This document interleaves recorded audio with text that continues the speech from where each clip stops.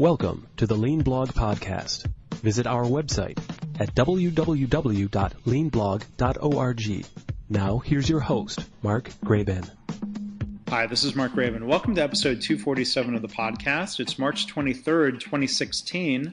My guest today is James Chisholm. He's a principal and co-founder of the company ExperiencePoint.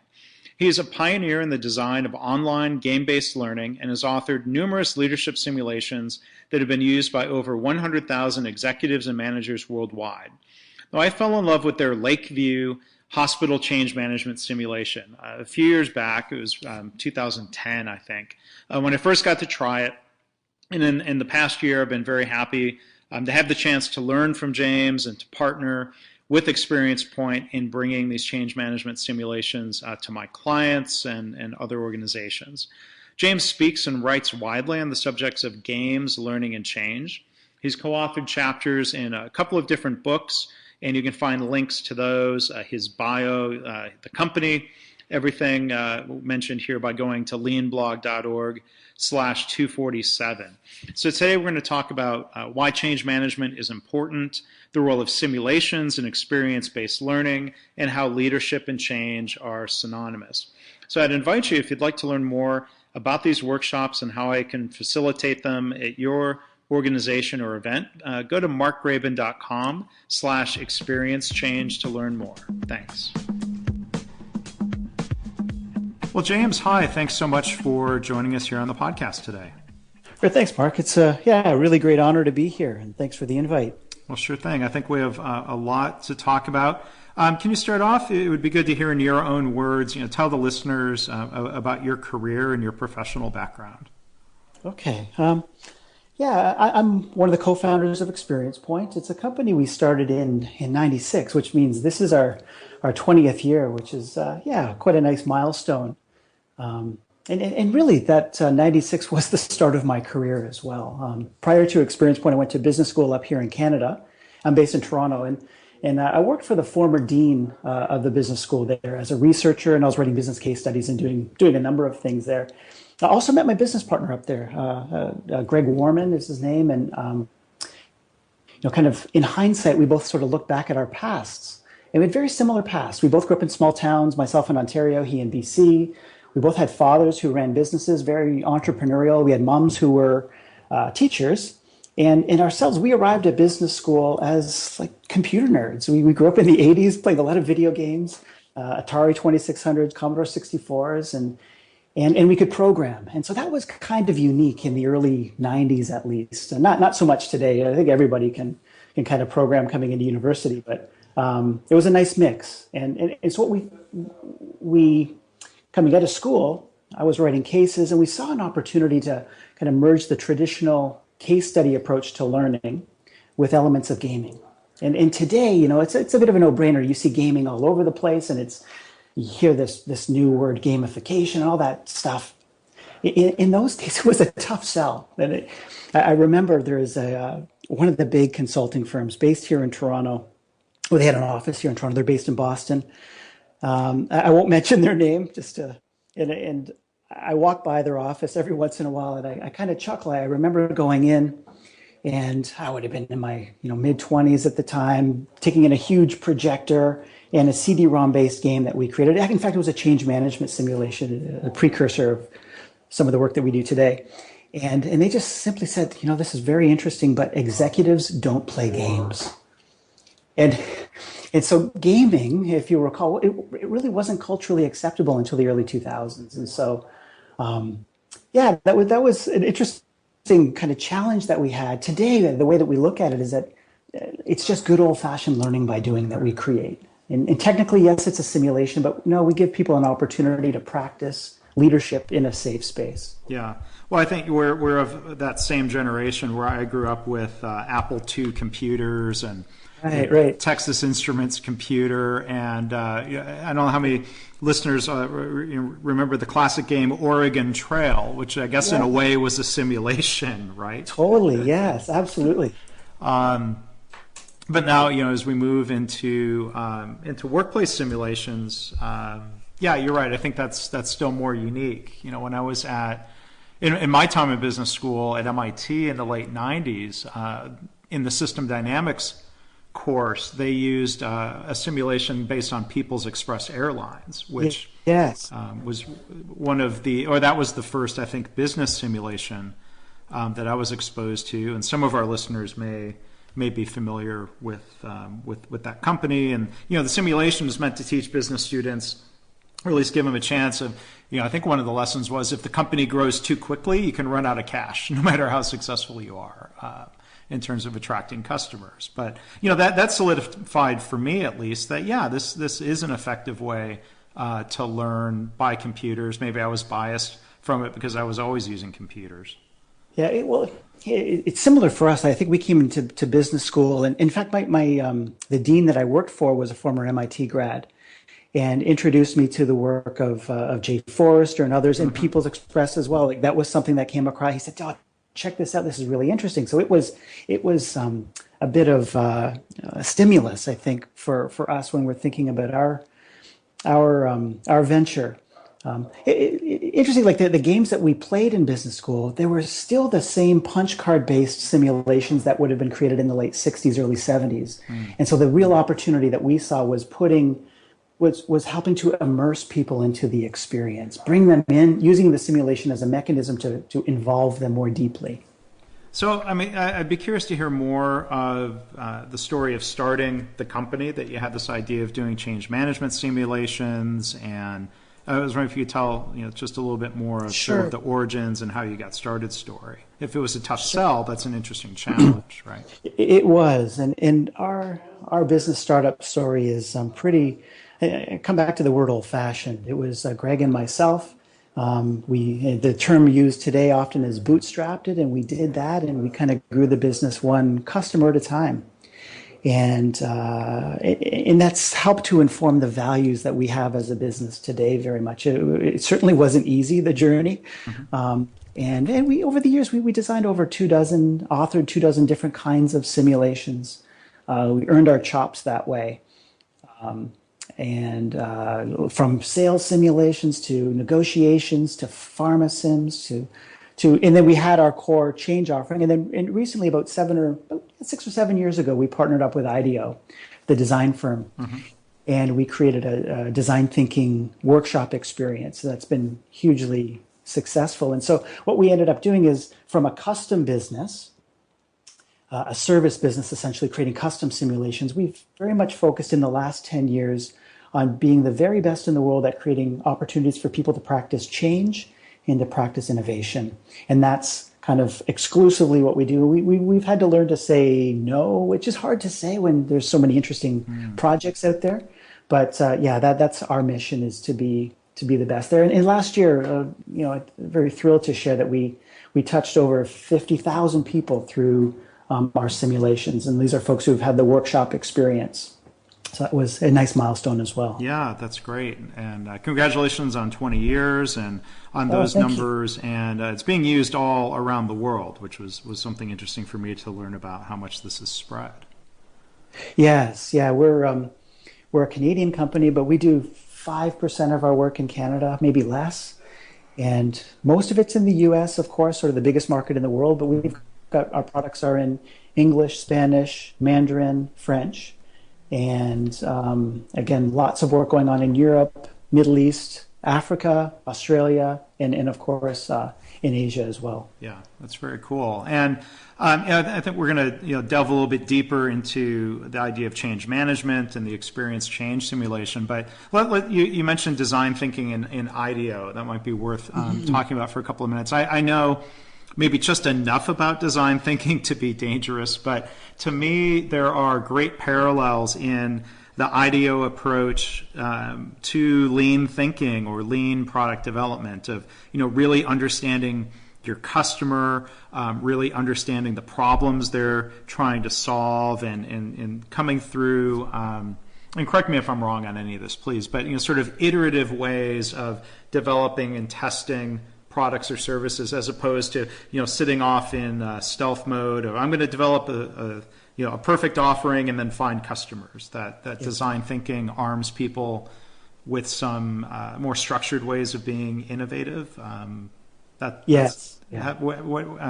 Can you either correct me or elaborate on some of that? Absolutely. Yeah. There's so many parallels there. And I think a common parallel, and probably the most important parallel, and one that we all learn in business at some stage, hopefully earlier than later, is that the market is the ultimate determinant of success.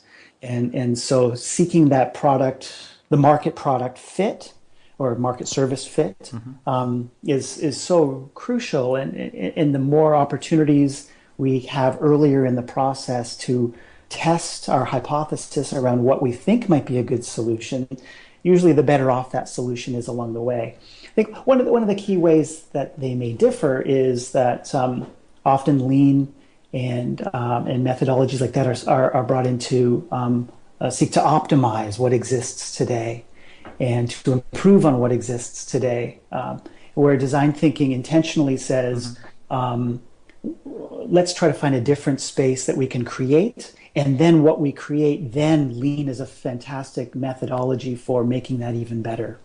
And so, yeah, so that would be the one, probably the big distinction, but many of the methods that are used are similar. Yeah, yeah.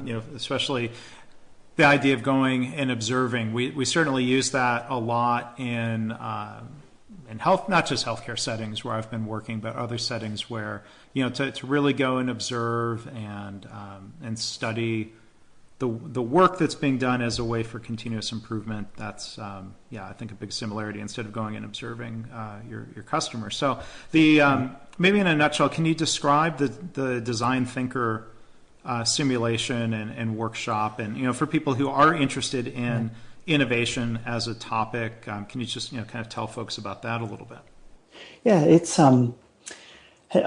when I'm reflecting back on our conversations so far, and I kind of describe simulations and games, and often we think about simulations and games, we think about an individual playing something by themselves, and the design thinker or the experience innovation simulation is like the Change Sim and others, it's a team-based activity.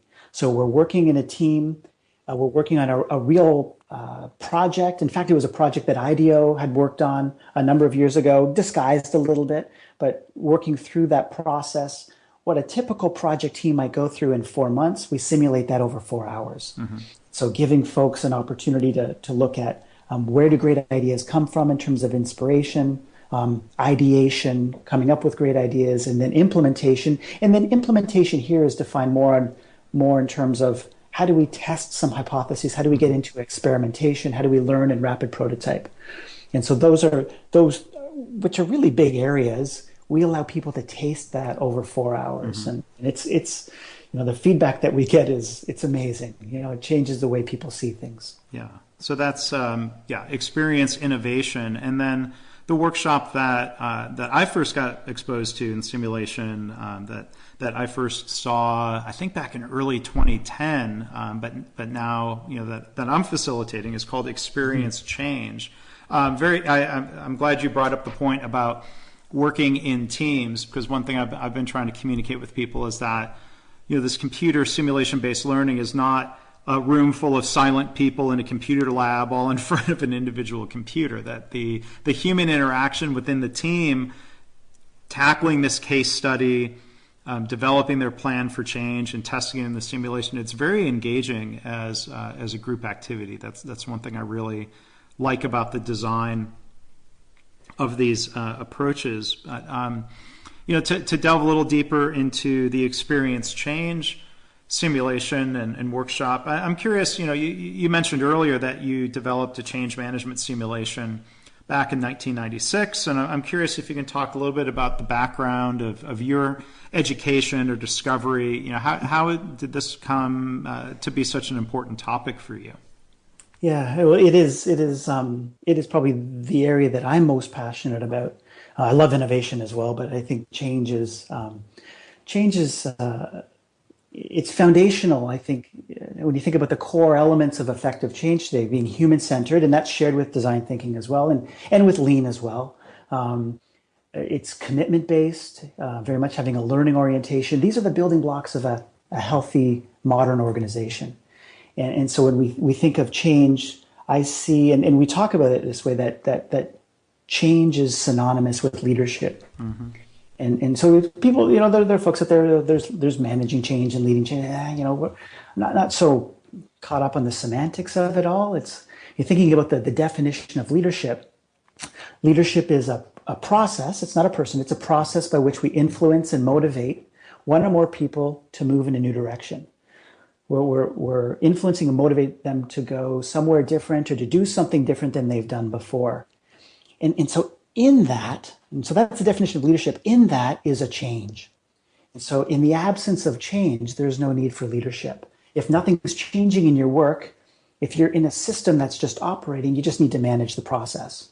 And so the two are just inextricably linked. And so I have a real passion for change and for leadership, and kind of at a historical level, recognizing that the way we've done things in the past, from a leadership point of view, needs to change in the future if we want to create healthy organizations. Yeah, I think that's brilliantly said. Change is synonymous with leadership, because I think just looking at that a little bit more deeply, we hear often complaints about resistance to change. People are being quote unquote resistant to lean, whether that's mm-hmm. doctors or engineers or nurses or middle managers. They're being resistant to lean, and that resistance is, I think, often taken care of through leadership and that process of communication, two-way communication, not just selling, but listening and really engaging people. And that's one reason I really was sort of drawn back to the Experience Change workshop as something that would be helpful for people to understand. It's not enough to just have the right solution, that they need to engage people so that they can understand it and choose to buy into it. Yeah, absolutely. And I think about like hospitals as an example. These are, and I've got some personal experience in hospitals, and I've facilitated and worked with a number of hospitals over the years. But these are cultures of, often in the past have been cultures of compliance. Mm-hmm. Resistance to change, as you said, it's not the root cause. There's something else there. And how do we break down those cultures of compliance? How do we create cultures of commitment? We're hearing that as a root cultural change to address, and kind of dialing that back a little bit, kind of unpacking it. In hospitals fit in this, but a lot of other organizations fit here too. Thinking about, we hear so much about the world is changing, the massive leaps and massive rates of change going on, and over the last 50 years, we've seen this incredible shift from organizations paying people for their backs, for their physical labor to paying them for their brains. And it's that shift in a knowledge economy. And that's historical. I can't really think of a time in history when that's ever happened before. Mm. And so in like pre 50 years ago, or 50 years ago and earlier, jobs are pretty well defined, often for life. And we organized work with formal hierarchies. If you had a question, the bosses had the answer. They were expected to have the answer. And we rewarded like domain knowledge and skills and expertise. And as employees in that system, we did what we were told, right? And so where hierarchy mattered and authority mattered, a culture of compliance surfaces. And so you think about those organizations, and many of them are turning to us right now because whether it's the organization itself or the pocket in the organization, they're not very adaptive. They have a lot of trouble changing. They're process-based, highly systematized, and some of them are at risk of being disrupted. And so, that culture of compliance is a big piece. And that's, you're thinking about how do we influence and motivate people today. It's certainly not by telling them what to do. That doesn't really work anymore.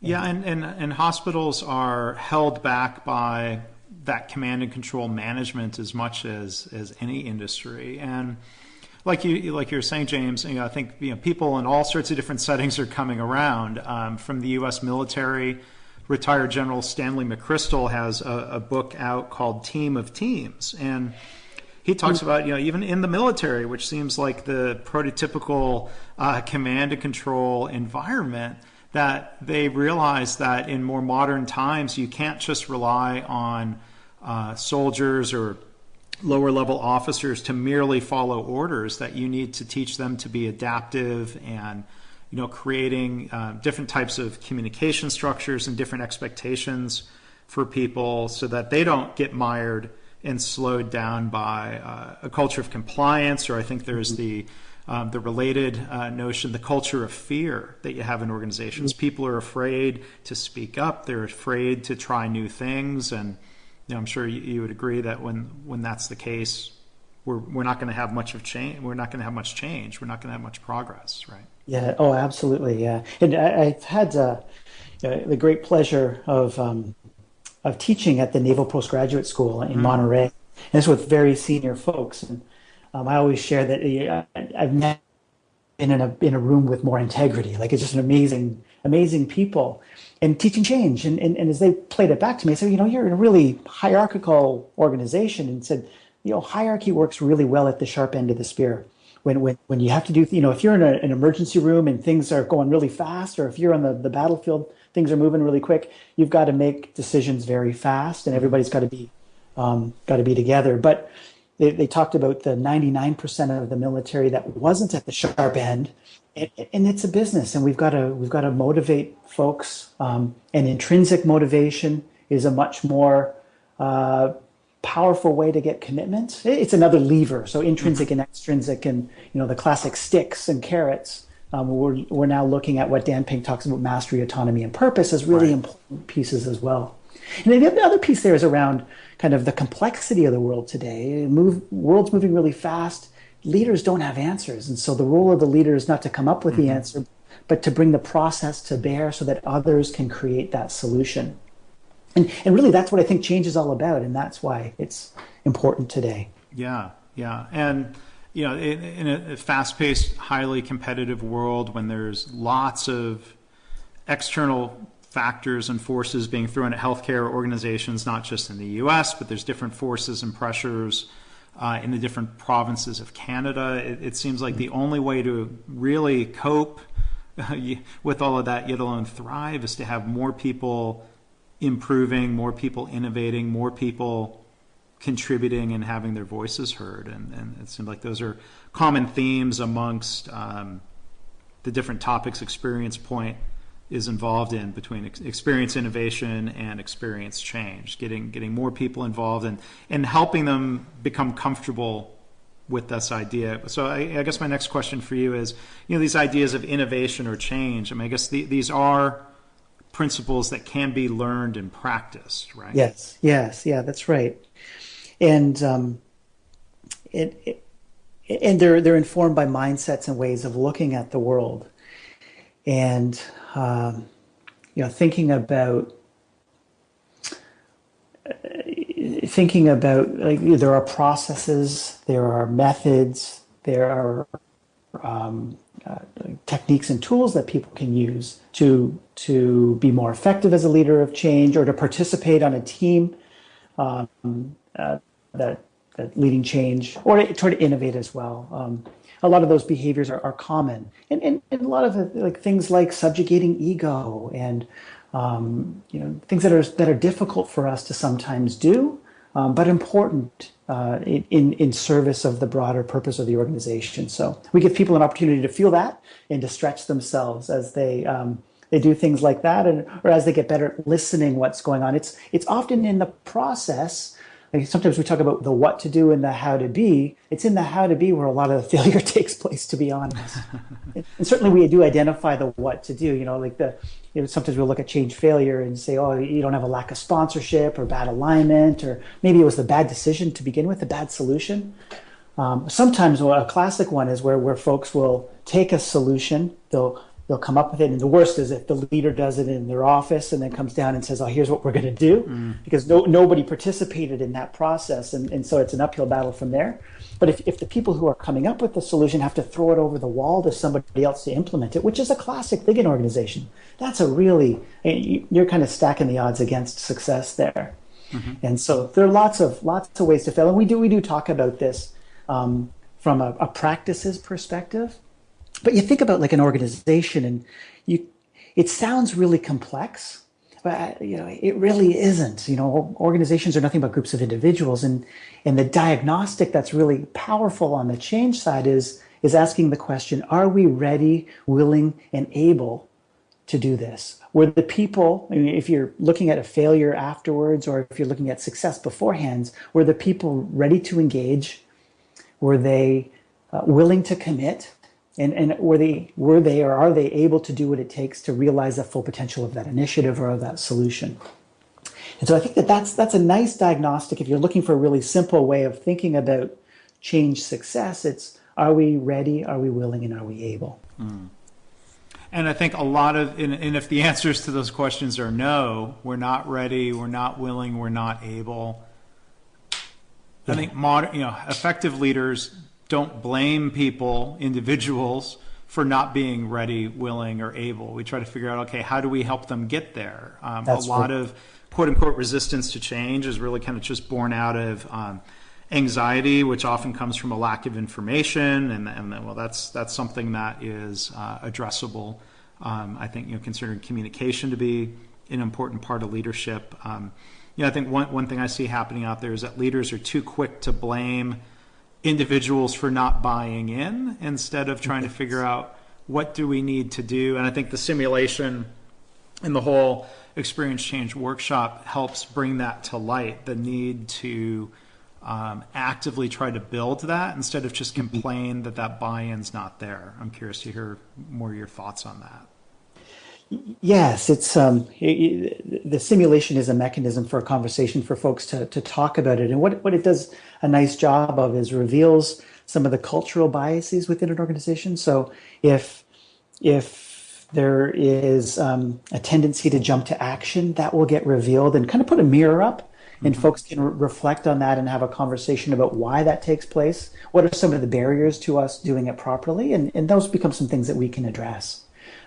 Often we're hearing things like, when we talk about readiness, it's about fundamentally about capacity to change. Willingness is about a commitment to change, and ability is about the capability to change. So the training side of it, willingness, the commitment is about buy-in. And then the big one that's a hot topic we hear out there a lot is around capacity. And somebody who is not ready to change, they'll say something like, I get it, I want to do it, I know how to do it, but just not right now. Mm-hmm. And often organizations will blame those folks and just kind of jam the change down the throats. And we, capacity is such an issue these days. It's a responsibility that everybody holds. Yeah, and I think I've been reading a lot, and I think it's really interesting, this idea of trying to get people to the point where they will say they're ready for change. I've been reading, there's a methodology called motivational interviewing, and I've mentioned it, I think, in some recent podcast episodes. That's a method born out of treating people with addictions. And what you were describing, James, sounds very familiar, where somebody will have all the knowledge about why they should stop smoking, for example. And they'll even say, yeah, I should stop smoking. But then they also, on the other side of the brain, talk themselves out of quitting, or they talk about, well, it helps me relax, or it gives me a chance to get outside, or it's a social, and so they're ambivalent toward that change. And I think one of the lessons from motivational interviewing is that you can't make people change. You have to engage with them and get them talking and articulating about why they should change, so that those reasons to change outweigh the reasons for not changing. And I think that applies really well in the workplace, or even in the scenario in the Lakeview version of the experience change situation. How do you get people interested in taking action through lean and other methods to improve patient flow in their hospital? The people in that simulation have a similar sense of ambivalence or resistance that people have to work through in the simulation, right? Yes, Lakeview is a great case. It's one of our favorites, and it was designed in the late '90s. It was built in partnership with the University of Toronto, the Rotman School, and importantly, one of the key collaborators was a physician leader named Dante Mora, mm-hmm. and he headed up the Center for Innovation and Complex Care, I think, at at the Toronto General Hospital. And he had been through a lean implementation before. And so when healthcare practitioners play this simulation, and I know you've heard this before, it's like, is this our hospital? It feels so real. Mm-hmm. And even though there are some stereotypes there a little bit, he did a great job of capturing the real dynamics within a hospital. It's a lot of fun. Yeah, I mean, there's I think a representative, accurate cross section of the different viewpoints and reactions that you'll have out there, and people. I think that's just not reacting to lean. It could be the way people react to any other large change. Like, we're going to implement an EMR system. We're going to merge with another healthcare organization. We're going to build a new tower. And yeah, it's not always, I think the point of the simulation is not to learn that the chief of medicine always has this view, but it's likely that they might have a certain view, and that might come in conflict with some of the medical leaders in departments below them, and trying to kind of understand that and navigate that, I think, is one of the things that's interesting to practice in the workshop. Yes, it's fascinating. The my experience, at least with running this in healthcare settings, is that physician leaders have a tough time, and I'll say that with hushed tones, because they're. And I think we know this, like, physicians are used to giving orders, right? And this requires a different kind of collaborative mindset. Not to say that they don't collaborate. And a lot of folk. I mean, I think this generation of physicians is maybe different than the previous generation, but it conflicts sometimes with some of the natural systems and ways of looking at things within a hospital, and so it's a lot of fun to facilitate, and because people have these transformational moments. Yeah, and I think that's a great outcome from adult learning models, the learn by doing model of not just being talked at about change management, or not just having table discussions. That, I mean, I think being able to roll up your sleeves, or even just virtual sleeves to interact with the simulation and with each other.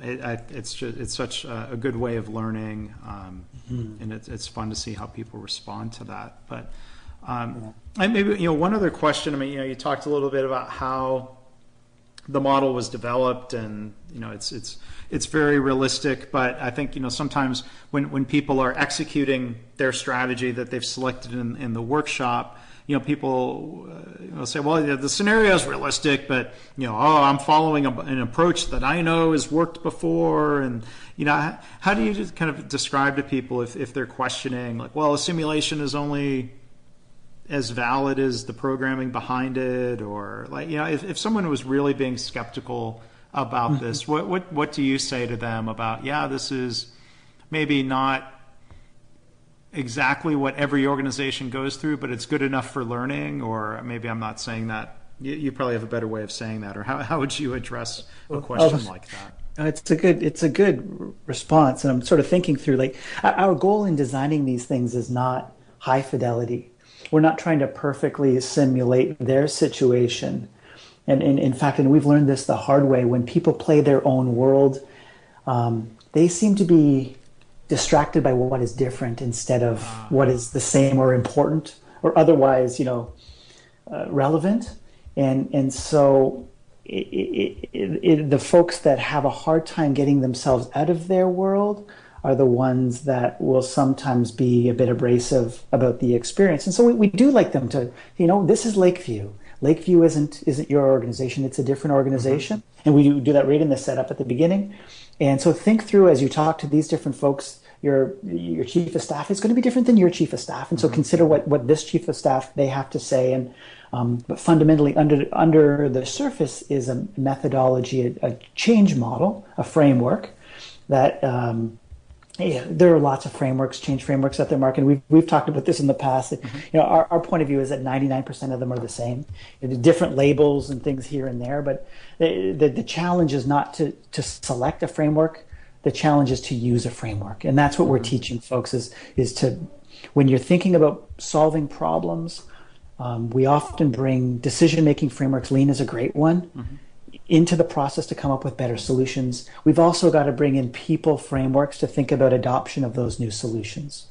And so let's bring those two in tandem, lean and change together to come up with a better, not just a better solution, but a solution that's fully realized in the organization. And so what I sometimes will say is chill. Yeah. and in a very nice way, though. And it's right. like our goal here is to create a great conversation. The fact that we've talked about this tactic or whatever the issue might be is fantastic. We have different points of view, but it doesn't matter who is right because your context might be different.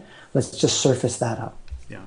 Well, and that's an interesting point you make about people trying to do some sort of simulation that hits too close to home. Because I've seen this even with non-computer-based tabletop simulations, if you will. Mm-hmm. And I think back to... this was like 2008. I was doing some work with a hospital in England, part of the NHS, and they had a big internal lean advocacy education group within the NHS, and they had developed this simulation of what they would call an A&E department, and it was meant to teach lean and practice lean concepts, and they said everyone would just get really sidetracked on how the simulation wasn't realistic. And so they said, well, let's step back, and they started teaching lean by making paper airplanes because it forced people to be a little bit more conceptual about things. And certainly a hospital is not like making airplanes, but it's a good way to learn. We did a sim a number of years ago, maybe 15 years ago, for an aerospace company, and it was around the implementation of SAP, an ERP system. Mm. And instead of their business, it was it was a flying car business. It was something kind of a bit fantastical, but all of the decisions that they made were the real life decisions they would make every day. And so the context, we just twisted it a little bit, and that allowed people to chill out and focus on what was really important. Mm. Yeah. Well, James, I want to thank you for being a guest and for sharing a little bit about your background and your thoughts on what you're doing at ExperiencePoint. What would you recommend if people would like to contact you or learn more in terms of websites, social media? What can you share with folks? Yeah, thanks, Mark. To head to experiencepoint.com is our website, and I think the amount of work that you're doing in the Lakeview area, I would say go and chat with Mark about Lakeview and the change simulations. You're kind of moving into that level of mastery with those, which is amazing. And then around the innovation stuff, please do reach out to us. We'd be happy to share, and answer any questions that you might have. Okay, well, thanks, and thanks for your kind words as I've gotten to be able to facilitate the workshop. I would invite people to reach out to me through markgraven.com or social media. I would love to talk to people about that. But James, thank you for thanks, Mark. Thank you and ExperiencePoint for making that available as a tool that I can use and others can use and learn from. So it was great talking to you today, and thanks again for all of your work. Oh, you're welcome. Thank you, Mark. Take care. Thanks for listening. This has been the Lean Blog Podcast. For Lean news and commentary updated daily, visit www.leanblog.org. If you have any questions or comments about this podcast, email Mark at leanpodcast@gmail.com.